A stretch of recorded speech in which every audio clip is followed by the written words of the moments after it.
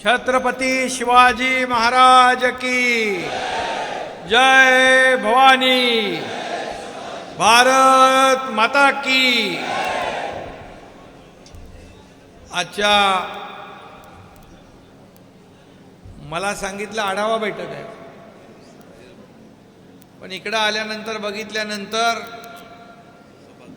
आपल्या बाबूरावच्या प्रेमापोटी सभेमध्ये रूपांतर झालं आणि येताना ते गाणं ऐकत होतो काय,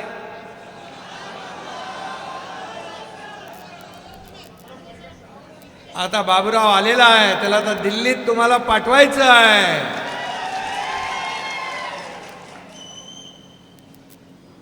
आणि म्हणून आजच्या या कार्यकर्त्यांच्या बैठकीला उपस्थित आपले मंत्री उदय सामंतजी, आपले सिने अभिनेते, तुम्ही भेटले का नाही त्यांना?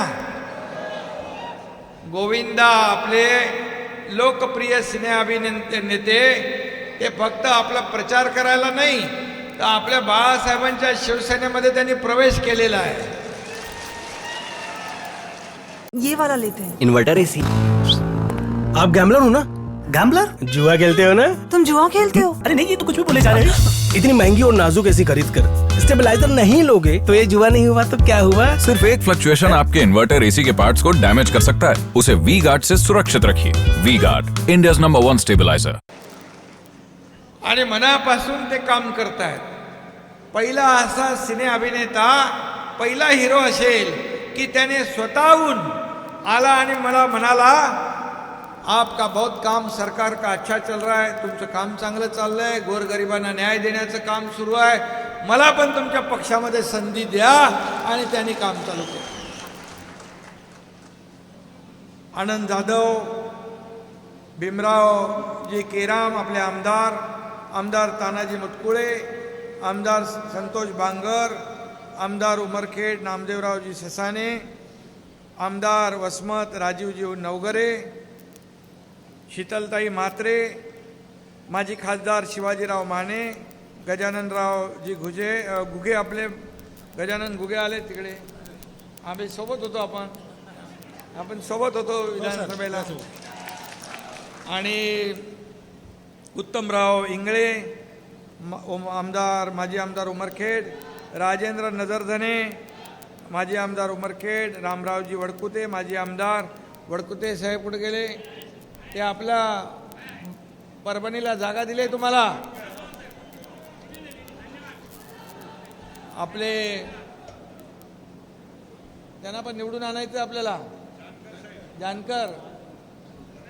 जानकर साहेबांना पण निवडून आणायचं आहे। त्यामुळे समाजाच्या वतीने धन्यवाद तुम्हाला। 70 वर्षानंतर पहिल्यांदा आमचा धनगर समाजाचा खासदार हा दिल्लीत जाणार आहे, त्याबद्दल तुमचे मनापासून धन्यवाद। महादेवजी जानकर यांना शुभेच्छा आम्ही अगोदरच दिल्यात। फुलाजीराव शिंदे, भाजपाचे अध्यक्ष किशोरजी देशमुख, भाजपा अध्यक्ष नांदेड, बी.डी. बांगर, राष्ट्रवादीचे जिल्हाध्यक्ष हिंगोली, रामदासजी सुमटानकर, आताच त्यांचं भाषण झालं, त्यांनी उमेदवारी मागे घेतली, त्याबद्दल त्यांचंही मनापासून मी अभिनंदन। श्यामबापू भारती महाराज, संध्याताई राठोड, उज्ज्वलाताई आपल्या तांबारे, कांचनताई शिंदे, अनिल पौल, डॉक्टर श्रीकांत पाटील, बाळू महाराज काकानी, शंकर तामणकर, मनोज हिरवे, सुधाकर बोयर, श्रीमनवार, एकनाथ पाटील बोरगावकर, रविराज थोरात, अनंतराव दादा अमृते, सचिन नाईक, चितंगराव कदम, रत्नमालाताई मुंडे, शीतल भांगे। बघा आपलं व्यासपीठ किती मोठं आहे।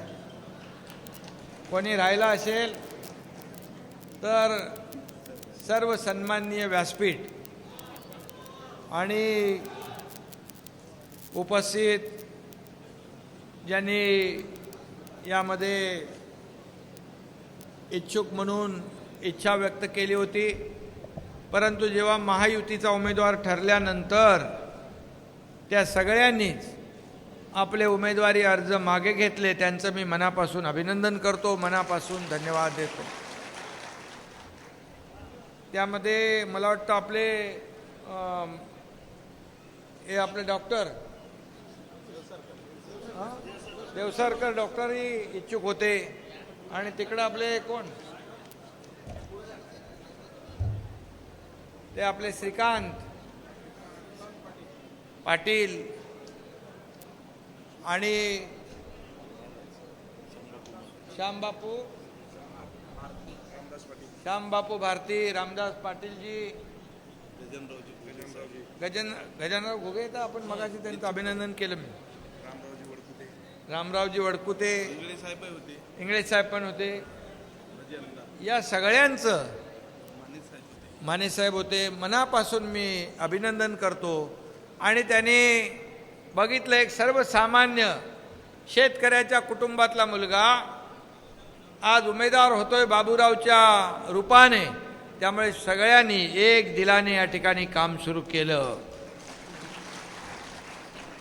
खरं म्हणजे बाबूराव यांच्या फॉर्म भरायला मी आलो होतो. मी पाहिलं की भर उन्हामध्ये एवढा कडक उन्हाळा होता. गोविंदाजी बहुत तेज धूप थी, कडक उन्हाळा होता, पण माणसं बाबूरावच्या रथाच्या मागून चालत नाही तर धावत होती. हे प्रेम मी पाहिलं. किसको पडिए धूप में इतना, पण या ठिकाणी एक अलोट प्रेम त्या दिवशी पाहायला मिळालं.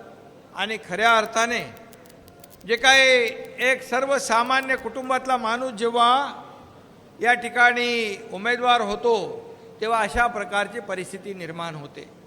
आज बांधवांनो आणि भगिनींनो, खरं म्हणजे बाबूराव हे विजयी पताका फडकवून 4 तारखेला दिल्लीला जाणारच आहे. 4 जून नंतर त्यांचा खऱ्या अर्थाने खासदार म्हणून त्यांचं काम सुरू होईल. परंतु आता बघितलं आपण विदर्भ मराठवाड्यामध्ये शेतकऱ्यांच्या पिकांचं अवकाळी गारपिटीमुळे नुकसान होतं आहे. आणि गेल्या 2 वर्षामध्ये आपल्या सरकारने जेव्हा जेव्हा अवकाळी आली, अतिवृष्टी झाली, काही ठिकाणी दुष्काळ होता, पण जिथं जिथं नुकसान झालं तिथं तिथं सगळे नियम वगैरे सगळे डावलून आपण मदत केली. आता जरी निवडणुकांचा प्रचार सुरू असला तरी सुद्धा मी सकाळपासून सगळ्या अधिकाऱ्यांना स्वतः फोन केलेत. जिथं नुकसान झालंय तिथं जा, पंचनामे करा, शेतकऱ्याच्या मागं उभं राहा, त्यांना मदत करा, अशा प्रकारच्या सूचना मी दिलेल्या आहेत. कारण शेतकऱ्यांना आपण 2 वर्षात नुकसान भरपाई म्हणून 15,000 कोटी रुपये दिलेले आहेत. 15,000 कोटी रुपये. आणि इतर योजनांच्या माध्यमातून शेतकऱ्यांना म्हणजे दरवर्षी 6,000 रुपये, मोदी साहेबांचे 6,000, आपल्या सरकारचे 6,000, 1 रुपयामध्ये पीक विमा योजना देण्याचा निर्णय आपण घेतला. असे जवळपास 35,000 कोटी रुपये शेतकऱ्यांच्या खात्यात जमा करणारं हे पहिलं सरकार आहे आपलं. आणि म्हणून शेतकऱ्यांना कधी वाऱ्यावर सोडलं जाणार नाही, त्याच्या मागं हे सरकार उभं राहील. खरं म्हणजे बाबूराव हा बाळासाहेबांचा जो काय मंत्र आहे, हा बाळासाहेबांचा शिवसैनिक आहे आणि बाळासाहेबांचा सच्चा कार्यकर्ता. 80% समाजकारण आणि 20% राजकारण हे करणारा कार्यकर्ता आहे. आणि अशाच गरीब कष्टकरी जो खासदार होतो त्याला गरिबाची जाण असते. मी आज मुख्यमंत्री आहे, मी देखील सर्वसाधारण कुटुंबातून या ठिकाणी मुख्यमंत्री झालो. आपल्याला माझा इतिहास माहीत आहे, माझा प्रवास माहीत आहे. आणि म्हणून सर्वसामान्य जी कार्यकर्ता जेव्हा प्रमुख होतो, मोठा होतो, त्यावेळेस सर्वसामान्य माणसाच्या वेदना त्याला माहीत असतात. आणि म्हणून त्यांच्या वेदना आणि त्यांचे प्रश्न सोडवण्याचं काम हा बाबूराव प्रामाणिकपणे करेल, अशा प्रकारचं आपल्याला मी वचन देतो. खरं म्हणजे बाबूराव अगदी सरपंच, जिल्हा परिषद ते जिल्हा प्रमुख झाला. मला वाटतं मागच्या वेळेस तो निवडणूक उभा होता, निवडणुकीमध्ये उभा होता. थोडक्यामध्ये त्याचा निसटता पराभव झाला. पण जर शिवसेनेचा उमेदवार असता तर तो भरपूर मताने निवडून आला असता. मी त्या प्रक्रियेत होतो. पण फेसबुक लाईव्ह घरातून करणाऱ्यांनी त्याचं तिकीट कापलं. कारण प्रत्यक्ष फील्डवर त्यांना काही माहीतच नाही, ग्राउंडची परिस्थिती काही माहीत नाही. आणि बाबूरावचं तिकीट कापल्यामुळे एक आमदार आपला कमी झाला. असे अनेक तिकीटं कापले गेले. म्हणून असे अनेक कार्यकर्ते बाबूराव सारखे वंचित राहिले. अनेक लोकांवर अन्याय झाला. शिवसैनिक खच्चीकरण होऊ लागलं.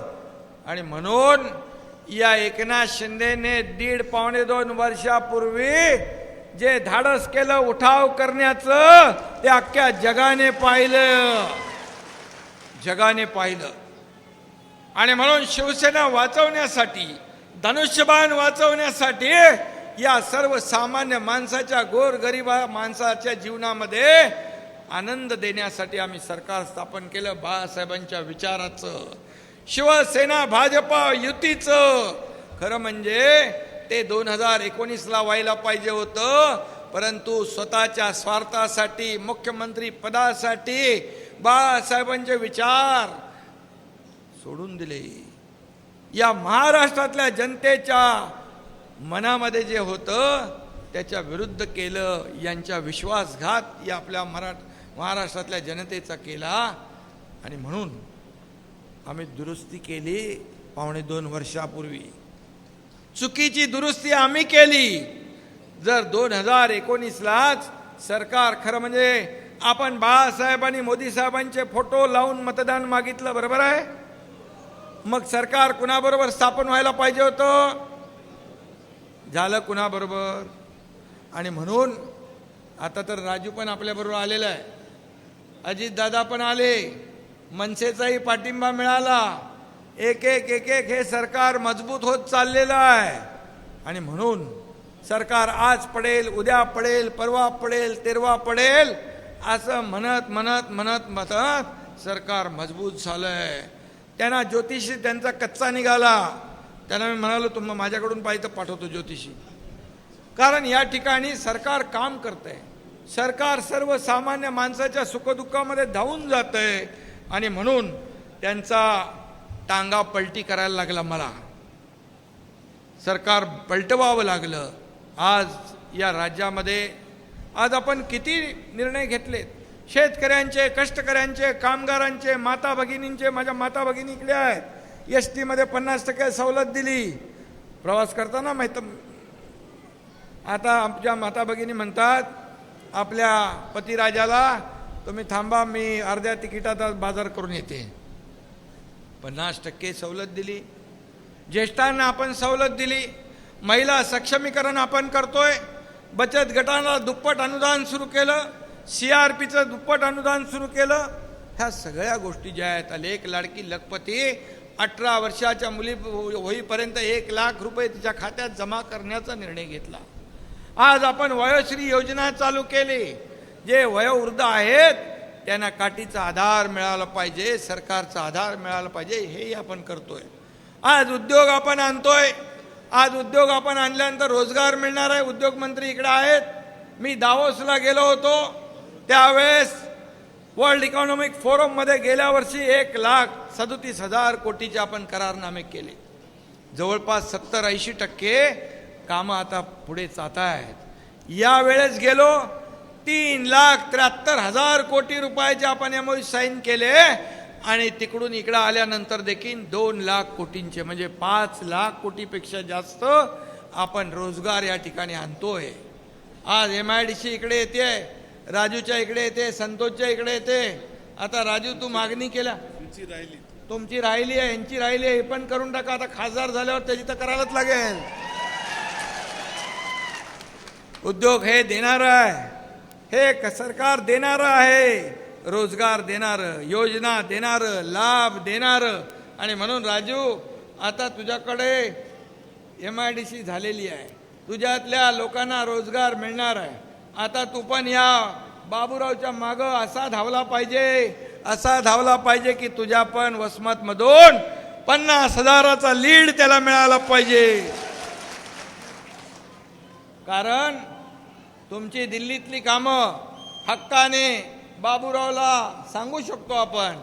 आणि म्हणून मगाशी राजूने सांगितलं ते मराठा समाजाला आरक्षणाच्या बाबतीमध्ये SCBC प्रमाणपत्र, मगाशी ती मुलं आली होती. मी आल्या आल्या इथून थेट फोन केले सचिवांना, थेट फोन केले गृह सचिवांना त्याची मुदत वाढवून देण्यासंदर्भात पोलीस भरतीची, आणि त्याचबरोबर ते जे SCBCचे प्रमाणपत्र आहेत हे तात्काळ त्यांना मिळाले पाहिजे अशा प्रकारच्या सूचना आपण दिलेल्या आहेत. निवडणुका असल्या तरी सुद्धा ज्यांच्या जीवाचा, ज्यांच्या खरं म्हणजे जीवन मरणाचा प्रश्न आहे त्याच्यासाठी हे सरकार उभं आहे. तुम्हाला मी सांगू इच्छितो, हा मुख्यमंत्री जाहीरपणे छत्रपती शिवाजी महाराजांची शपथ घेऊन मराठा समाजाला आरक्षण देण्याची शपथ घेतली आणि ते करून दाखवलं. 10% आरक्षण दिलं आणि इतर कुठल्याही समाजावर अन्याय न करता, OBC समाजाच्या आरक्षणाला धक्का न लावता आपण 10% आरक्षण राजीव विशेष अधिवेशन घेऊन दिलं. कोर्टामध्ये त्याच्या विरुद्ध लोक गेलेत, परंतु इम्पिरिकल डेटा आपण असा कलेक्ट केलेला आहे की प्रत्येक घराघरामध्ये जाऊन की मराठा समाज सामाजिक आणि शैक्षणिक मागास आहे हे सिद्ध करून दाखवलंय. त्यामुळे कोर्टात गेलेल्यांना देखील कुठलाही स्थगिती मिळाली नाही आणि म्हणून हे टिकणारं आरक्षण दिलेलं आहे, कायद्याच्या चौकटीत बसणारं आरक्षण दिलंय, OBCला धक्का लावता न लावता दिलेला आहे, इतर समाजावर अन्याय न करता दिलेला आहे. कुणबी प्रमाणपत्र कधी मिळत नव्हती, कधीच पाहिली नव्हती, परंतु या एकनाथ शिंदेने, या मुख्यमंत्र्यांनी ते देखील देण्याचं काम सुरू केलं. आज आपण पाहतोय आणि म्हणून आपल्याला मी एवढंच सांगतो, हे सरकार दिलेला शब्द पाळणार आहे. दिलेला शब्द पाळून या ठिकाणी निर्णय घेणारं सरकार आहे. आणि म्हणूनच ही निवडणूक फक्त बाबूरावची नाही, ही निवडणूक देशाची आहे, ही निवडणूक देशाच्या विकासाची आहे, ही निवडणूक देशाच्या प्रगतीची आहे आणि ही निवडणूक आपल्या देशाला महासत्तेकडे घेऊन जाणारी निवडणूक आहे. आदरणीय प्रधानमंत्री मोदीजींची ही निवडणूक आहे. कारण तुम्हाला मी सांगतो, आतापर्यंत आपला देश 2014 पूर्वी आपला भारत देश बोलत होता, पण कोणी ऐकत नव्हतं. आता उलट झालंय, भारत बोलतो, मोदी बोलतात, पूर्ण देश ऐकतो, देश समजून घेतो आणि ही परिस्थिती निर्माण झाली आहे ती केवळ आणि केवळ मोदी साहेबांच्या नेतृत्वामुळे, मोदी साहेबांच्या कामामुळे आपली अर्थव्यवस्था पूर्णपणे बदलली. जगातल्या अनेक देशांची अर्थव्यवस्था डबघाईला आलेली असताना मोदीजींनी 11व्या नंबरवरून 5व्या नंबरवर आपली अर्थव्यवस्था आणली. आता 3ऱ्या नंबरवर आणण्याचा निर्धार त्यांनी केला आहे. आपलं राज्य परदेशी गुंतवणुकीमध्ये उदयजी 1ल्या नंबरवर आहे. गोविंदाजी, आपलं राज्य परदेशी गुंतवणुकीत 1ल्या नंबरवर आहे. GDP मध्ये आपण पुढं आहोत. आज आपल्या महाराष्ट्रामध्ये 8 लाख कोटीचे इन्फ्रा प्रोजेक्ट चालू आहेत. आज आपल्याकडे उद्योग येत आहेत. आज आपल्याकडे लोक विश्वासाने पाहत आहेत. पहिले लोक आले उद्योजक की म्हणायचे तुम्हाला काय पाहिजे, किती जमीन पाहिजे, काय सवलत पाहिजे, सगळं विचारत होते. नंतर शेवटी विचारायचे आमचं काय बोलल्यावर तो पळूनच जायचा. आता आम्ही सांगितलंय तुम्हाला रेड कार्पेट, तुम्हाला सबसिडी, तुम्हाला सिंगल विंडो क्लिअरन्स. मी उद्योग मंत्र्यांना सांगितलंय एकही उद्योग त्याला मदत मिळाली नाही म्हणून परत जाता कामा नये, ही काळजी आपण घ्यायची आहे. आणि म्हणून उद्योग आले तर आपल्याला न्याय मिळणार. आज समृद्धी हायवे आपण केलाय. समृद्धी हायवे किती लांब आहे तुमच्यापासून?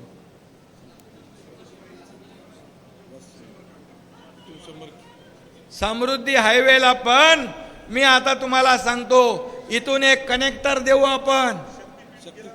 शक्तीपीठ, नागपूर ते गोवा शक्तीपीठ करतोय आणि तो शक्तीपीठ देखील आपल्या हिंगोलीतून जातोय.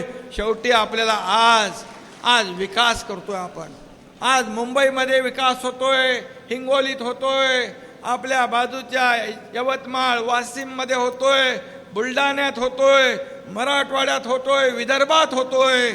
सर्वांगीण विकास, विकास विकास विकास. आपलं एकच धोरण आहे, या राज्याचा विकास. आणि म्हणून केंद्र आणि राज्य सरकार मिळून डबल इंजिनचं सरकार आज काम करतंय. आदरणीय मोदीजी असतील, आदरणीय गृहमंत्री अमित शाह साहेब असतील, सहकार विभागात देखील त्यांनी मोठा आमूलाग्र बदल घडवला. 10,000 कोटी साखर कारखाने अडचणीत आले होते, तर 10,000 कोटीचं इन्कम टॅक्स माफ करण्याचा निर्णय घेतला. याचं कारण का? की एका विचाराचं सरकार आहे, समविचारी सरकार आहे. पूर्वीचं सरकार जे होतं ते अहंकारी होतं. ते केंद्राकडे मदत मागायला त्यांचा इगो होता. मग तुम्हाला काय घरी कोण आणून देणार? एकदम कडकशिंग म्हणल्यावर कोण देणार तुम्हाला? सरकार म्हणून आपल्याला मागायचं असतं, आपल्या लोकांसाठी मागायचं असतं. या सरकारने काही मागितलं नाही आणि मग म्हणतात आम्हाला दिलं नाही. कोणी घरी आणून देत असतं का? आम्ही दिल्लीला गेलो की म्हणतात दिल्लीला जातात. अरे आम्ही दिल्लीला जातो राज्यासाठी, राज्यात योजना आणण्यासाठी, राज्याच्या विकासासाठी पैसे आणण्यासाठी. तुमच्यासारखे तिकडे दंडवत घालायला जात नाही आम्ही. आणि म्हणून हा फरक आहे, हा फरक आहे. कोविडमध्ये देखील सगळ्यांनी काम केलं. कोविड आता गेला, आपलं सरकार आल्यावर पळवून लावला आपण कोविडला. आणि त्यावेळेस देखील आदरणीय प्रधानमंत्री महोदयांनी देशातल्या सगळ्यांनाच जे लागेल वॅक्सिन, औषधं सगळं पुरवलं. एवढंच नाही तर जगातल्या अनेक देशांना कोविडमध्ये प्रधानमंत्री महोदयांनी मदत केली. म्हणून ते सगळे देश आज मोदीजींना कोणी बॉस म्हणतो, कोणी सल्यूट करतो, कोणी नमस्कार करतो, कोणी काय काय करतो. याचे उदाहरण देतो आपल्याला की आपल्या देशाची पत आता जगात वाढलेली आहे. हा आपल्याला अभिमान असला पाहिजे आपल्या प्रधानमंत्री महोदयांचा, आपल्या देशाचा. आणि दुसरे लोक परदेशात जाऊन आपल्या देशाची बदनामी करतात. हे कसलं देशप्रेम? आपल्या देशाची जे काय बदनामी करून हे देशद्रोही काम आहे. आणि म्हणून आपल्याकडे अजेंडा आहे देशभक्तीचा, देशाच्या विकासाचा. त्यांच्याकडे कुठला अजेंडा पण नाही, झेंडा पण नाही. आपल्याकडे अजेंडा आहे, आपल्याकडे नीती आहे, नियत आहे, निर्णय आहे. त्यांच्याकडे काय? कट, कमिशन आणि करप्शन. करप्शन फर्स्ट अशा प्रकारची त्यांची भ्रष्ट नीती. आणि मोदीजींकडे नेशन फर्स्ट, पहिलं राष्ट्र. आणि म्हणूनच पुन्हा एकदा आपल्याला या ठिकाणी मोदीजींना प्रधानमंत्री करायचं आहे. त्यांनी गेल्या 10 वर्षामध्ये जी कामं केलेली आहेत ती कामं आपल्या समोर आहेत. जी 50-60 वर्षात कामं झाली नाहीत ती 10 वर्षात केलेली आहेत. ही जादू आहे. आणि म्हणून मोदीजींच्या सभा झाल्या रामटेकला आणि चंद्रपूरला. एक माहोल तयार झाला, एक मोदीमय वातावरण तयार झालं. सगळे मोदी मोदी मोदी करू लागले आणि जनतेने त्यांना गॅरंटी दिलेली आहे, पुन्हा एकदा तिसरी बार, अबकी बार आणि फिर एक बार. हे निर्णय घेतलेला आहे आपण. आणि म्हणून त्याच्यामध्ये 400 मध्ये हा आपला बाबूराव पण पाहिजे ना. 400 मध्ये बाबूराव पाहिजे ना आपल्याला. आणि म्हणून मी आपल्याला एवढंच सांगतो की आपल्या सरकारने पोरादेवी बंजारा समाजाची काशी जी आहे पोरादेवी, 700 कोटी रुपये आपण दिले. 700 कोटी रुपये कुठल्या सरकारने दिले होते? आपल्या सरकारने दिले. अनेक समाज इथं आहेत.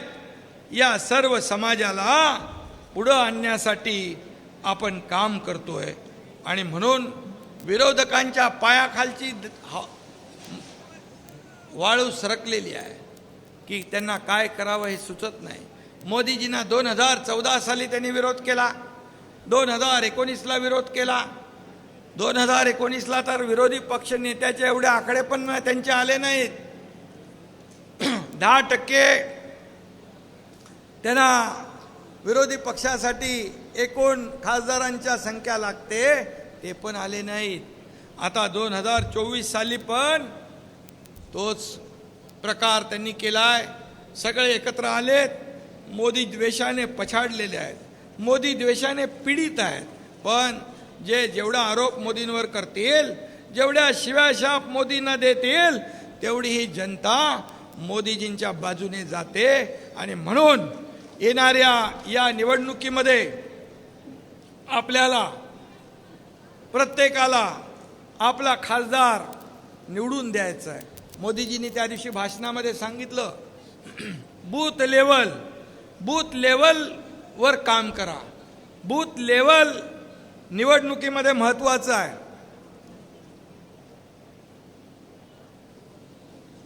त्यामुळे आपापले बूथ जे आहेत ते आपण स्ट्रॉंग ठेवा. आपल्या बूथवर काम करा. तुमच्या बूथवर किती उन्हाळा आहे, गरमी आहे, तरीसुद्धा आपल्या बूथवरची माणसं सकाळी सकाळी मतदानाला आणण्याचं काम करावं लागेल. कारण मतदान जास्तीत जास्त होणं गरजेचं आहे. आणि म्हणून निवडणुकीच्या प्रचारामध्ये तर आपल्याला वेळ द्यायचाच आहे. आणि बाबूराव तर तुमच्या सेवेसाठी आहेच. आमदार देखील इकडे आहेत. आमदारांची देखील रंगीत तालीम आहे. जिल्हा प्रमुख असतील, जिल्हाध्यक्ष असतील, तालुका अध्यक्ष असतील, सगळ्यांची रंगीत तालीम आहे. आता या निवडणुकीमध्ये तुम्ही किती मताधिक्य देताय हे तुमची टेस्ट आहे. बरोबर ना, परीक्षा आहे. जेवढी मेहनत तुम्ही, कारण लगेच निवडणुका आहेत, पुन्हा लगेच निवडणुका आहेत विधानसभेच्या. त्यामुळे ही लिटमस टेस्ट आहे आमदारांची पण आणि पदाधिकाऱ्यांची पण आणि तुम्ही कार्यकर्त्यांची पण. आणि म्हणून कार्यकर्ता बाबूराव मरमर काम करतो. कार्यकर्ता आपल्या उमेदवारासाठी, मग लोकसभेचा असू दे, विधानसभेचा असू दे, त्याच्यासाठी मरमर काम करतो. कार्यकर्ता माझा बाबूराव करतो. आणि बाबूराव निवडून आल्यानंतर बाबूरावने पण या कार्यकर्त्यांच्या सुखदुःखामध्ये उभं राहिलं पाहिजे. त्यांचं पोलीस स्टेशन काम असेल, त्यांचं कलेक्टर कचेरीचं काम असेल, त्यांचं हॉस्पिटलचं काम असेल, काही अडचण असेल, अर्ध्या रात्रीला हा बाबूराव तुमच्या हाकेला धावून आल्याशिवाय राहणार नाही. अशा प्रकारचा हा बाबूराव आहे. बाबूरावचा फोन बंद नाही असतो ना बाबा, तुझा फोन बाबूरावचा बिलकुल बंद राहणार नाही. आणि आज हेमंत पाटील आपल्या तिकडे यवतमाळ वाशिममध्ये आहेत, त्यांना तिकडे आपण जिम्मेदारी दिली आहे. हेमंत पाटील आणि हे दोघं दोस्त आहेत. दोघांची एक दुसऱ्याला मदत आहे. आणि हेमंतला मी तिकडे सांगितलं, तिकडे आता नौका आहे तो, त्यामुळे त्याला म्हणालो तू तिकडे आपलं लक्ष दे. परंतु हे सर्वजण तुम्ही इकडे बसलेला आहात, एवढे लोक व्यासपीठावर, एवढे ताकदीचे लोक आहेत. आणि हे समोर एवढे कार्यकर्ते आहेत. हे कार्यकर्ते भिडले ना तर समोरच्याचं डिपॉझिट गुल झाल्याशिवाय राहणार नाही. आणि म्हणून बघा, आपण पेनगंगा नदीवर पुलाच्या बांधकामासाठी 7 ब्रिज केलेत, 350 कोटीचे. त्याचबरोबर हे कुठलं रे बाबा, पुलाची नावं आहे, साप्ती ते दिवट पिंजरी 55 कोटी, भाटेगाव ते कारखेड 55 कोटी, वाकी ते तळणी पुलाचं काम 25 कोटी, कवठा ते 30 कोटी, वानेगाव ते तिवरंग पुलाचं काम 30 कोटी, धोत्रा ते देवसरी पुलाचं काम 60 कोटी, बाबनी फाटा ते तळणी सिमेंट रोड 105 कोटी. आणि हदगाव बसताना गाळ्याचं बांधकाम होतंय. 30 बेडचे 2 ग्रामीण रुग्णालय आपण मंजूर केलेत, 2 प्राथमिक आरोग्य केंद्र मंजूर केलेत. त्याचबरोबर उच्च पातळी बंधारे 7 आपण केलेत.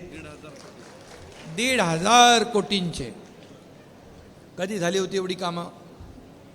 2.5 वर्षात मागच्या सरकारमध्ये झाली होती. राजू झाली होती 2.5 वर्षात. आपल्या मागच्या 2.5 वर्षामध्ये बिलकुल कामं नाही झाली. आणि म्हणून आत्ता आपल्याला काम करायचं आहे. निधी जेवढा पाहिजे तेवढा तुमच्या मतदारसंघामध्ये आपल्या सरकारकडून दिला जाईल. आता तुम्हाला MIDC देतोय, MIDC संतोषकडे मिळतीये, MIDC याला पण पाहिजे. उद्योग मंत्री MIDC याची मंजूर, याची मंजूर करू आपण MIDC, कारण हा सर्वसामान्यांचा. काल एक मृत्युमुखी पडला शेतकरी, त्यांना 5 लाख रुपये. तर बाबूराव हा तुमच्यातला कार्यकर्ता आहे आणि म्हणून त्याला तुम्ही भरघोस मताने निवडून द्यायचं आहे. आज गारपीट झाली तिथं, हे कुठली वाडी आहे? जटाळवाडी येथे एक शेतकरी मृत्युमुखी पडला आहे. काही ठिकाणी जनावरं दगावली आहेत. त्यांचे पंचनामे त्वरित करण्याच्या सूचना मी दिलेल्या आहेत. आणि जो माणूस मेला, मृत्युमुखी पडला आहे, त्याला 5 लाख रुपयाची निधी देखील आपण सरकारकडून देऊया. शेवटी हे सरकार जे आहे सर्वसामान्यांचं आहे, हे आपलं सरकार आहे. हा मुख्यमंत्री हा तुमच्यातलाच मुख्यमंत्री आहे, एक सर्वसामान्य कुटुंबातला आहे. मला एकच आपल्याला मी सांगतो की मी कालही कार्यकर्ता म्हणून काम करत होतो, आजही कार्यकर्ता म्हणून काम करतोय आणि उद्याही कार्यकर्ता म्हणूनच काम करणार आहे.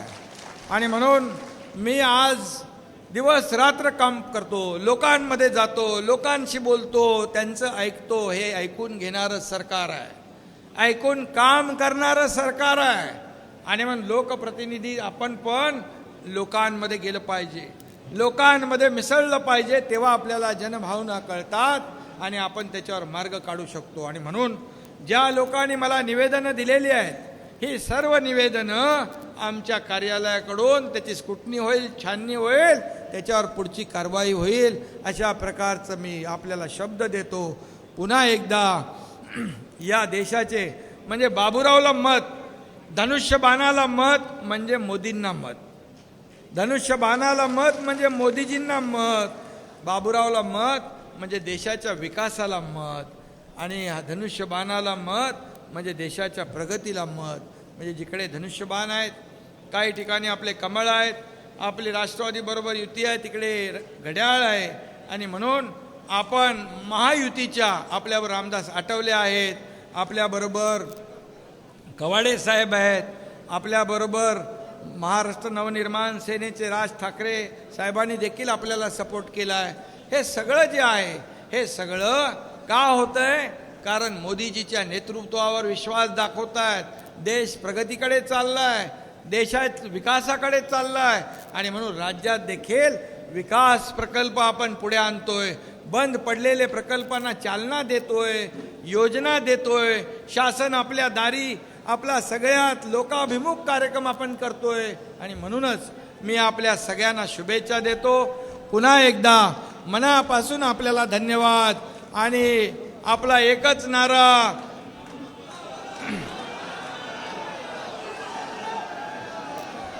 बाबूराव आगे बढो, महायुतीचा